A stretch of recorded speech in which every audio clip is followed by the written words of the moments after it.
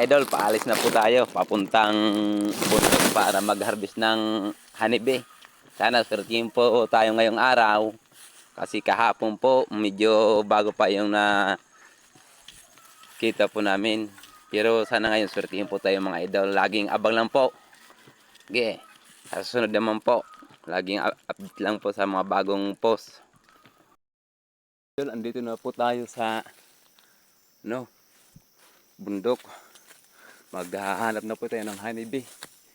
Kaso lang medyo mataas na daan. Doon po kami sa unahan magsisimula. Ang kasama ko andun, yung pinsan ko, si Sarah. Ay.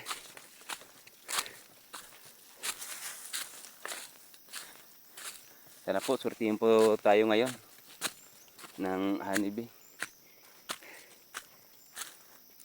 Oh, bangin po mga idol, malalim. At ito, mataas naman.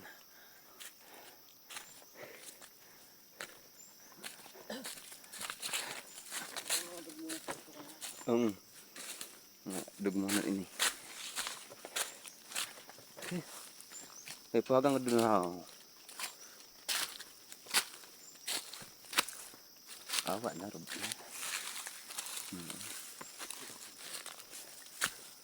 Ito po, malaking bato.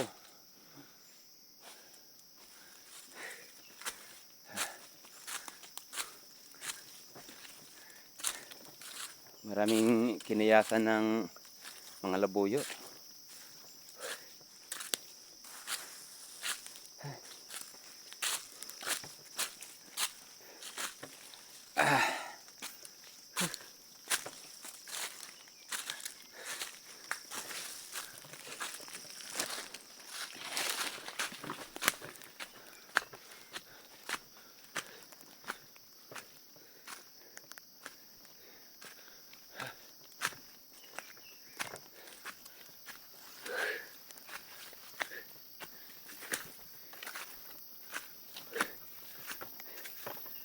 Sige.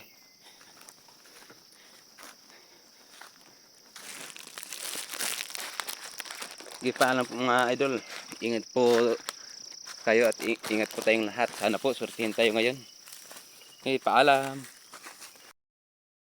Nakakita po tayo ng honeybee, ng wild honeybee.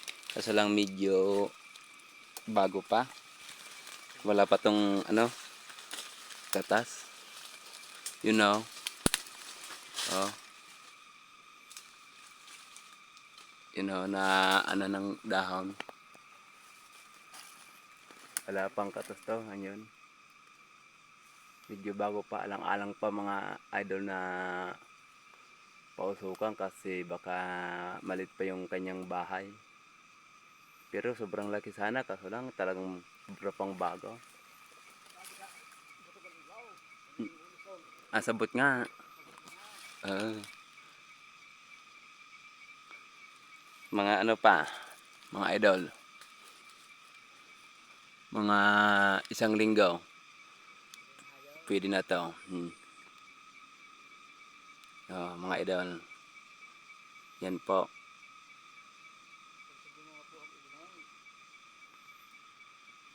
Malaki sana. Kaso lang medyo bago pa. Tayo mga idol. Kasi na po. Medyo ginutom na po tayo. Ito po, lang, plastic eh.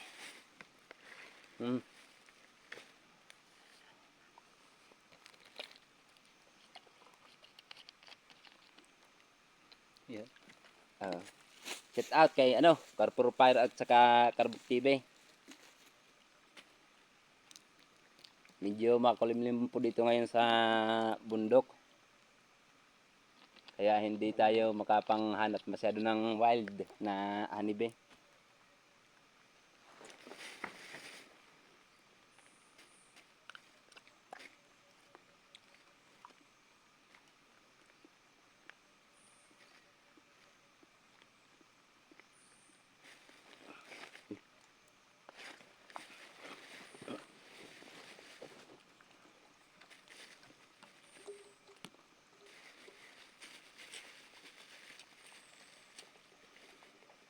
masarap mga idol yung kumain dito sa bundok.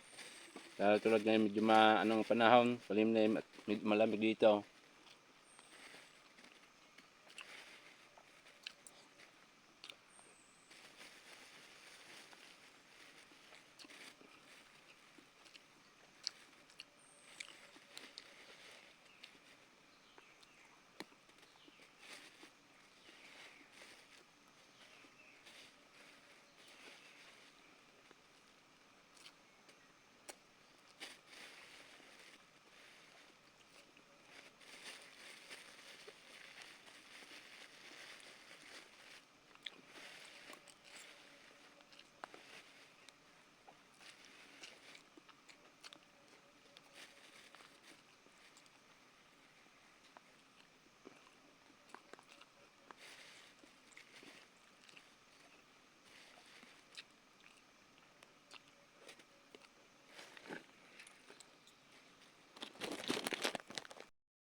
Idol, tapos na po tayong kumain at konting pahinga para mamaya mangharam po tayo ng hanibe, ng bubuyog.